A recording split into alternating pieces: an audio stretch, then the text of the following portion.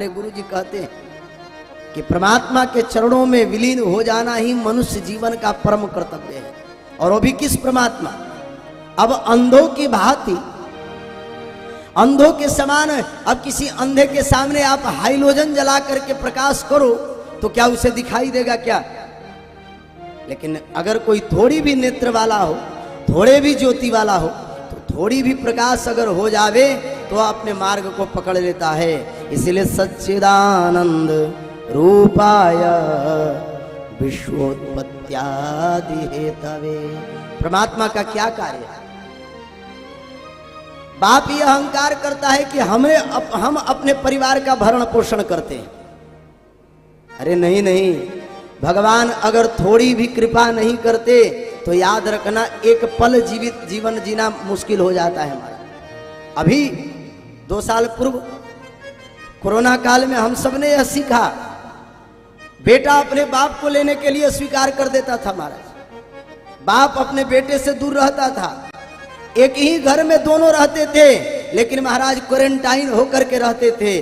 और सोच लो कहीं परमात्मा एक बार अगर क्वारंटाइन कर दे तो फिर हमारी क्या स्थिति होगी, हमारी क्या गति होगी। इसीलिए बंधुओं, आप धन्यवाद दो, परमात्मा के प्रति कृतज्ञता नहीं कृतज्ञता करो और रखो। इसीलिए तो हम कहते हैं सत्संगात भव निष्प्रियो गुरुमुखात। प्रातःकालीन उठ करके कराग्रे वसते लक्ष्मी, कर मध्य सरस्वती, कर मूले तु गोविंद, प्रभाते कर। प्रतिदिन याद करो और सायं से सुबह तक, सुबह से सायं तक परमात्मा को प्रार्थना करो कि हे मेरे नाथ, मैं जहां भी रहूं, जैसे भी रहूं, जिस स्थिति में भी रहूं, आपकी विस्मृति न हो। इस संसार में सबसे बड़ी विपत्ति यही है, परमात्मा का विस्मरण।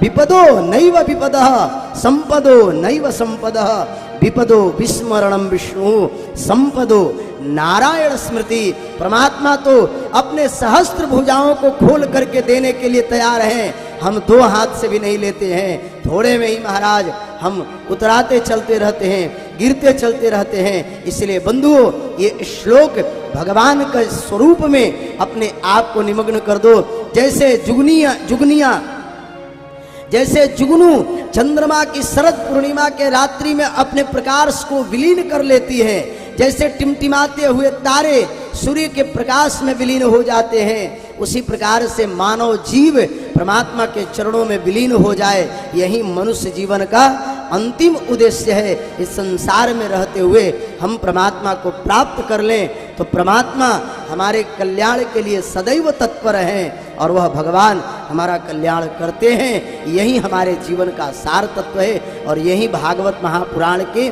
पहले श्लोक का सुंदर विशद व्याख्यान है। इसीलिए बंधुओं, अपने मानव चेतना को जागृत करने के लिए हमें परमात्मा के कथा अहर्निश श्रवण करते रहना चाहिए। लेकिन मनुष्य ऐसी घोर निद्रा में सोया हुआ है, जैसे किसी विद्यालय में किसी बालक का नाम लिखा दिया जाए, किसी स्कूल में, बढ़िया स्कूल में उसका नाम लिखा दी जाए, और जब स्कूल जाने की बारी आती है तो आलस्य करने लगता है। जब स्कूल की गाड़ी आती है तो उसी समय उसको बहुत से रोग होने लगता है, पेट में दर्द, माथे में दर्द, कान में दर्द। पहले तो जगता नहीं, जगेगा भी तो महाराज अच्छी निद्रा से महाराज न जगने का नौटंकी करेगा। उसी प्रकार से मानव भी महाराज ऐसी निद्रा में सोया हुआ है कि बार बार जगाने पर भी नहीं जग पाता।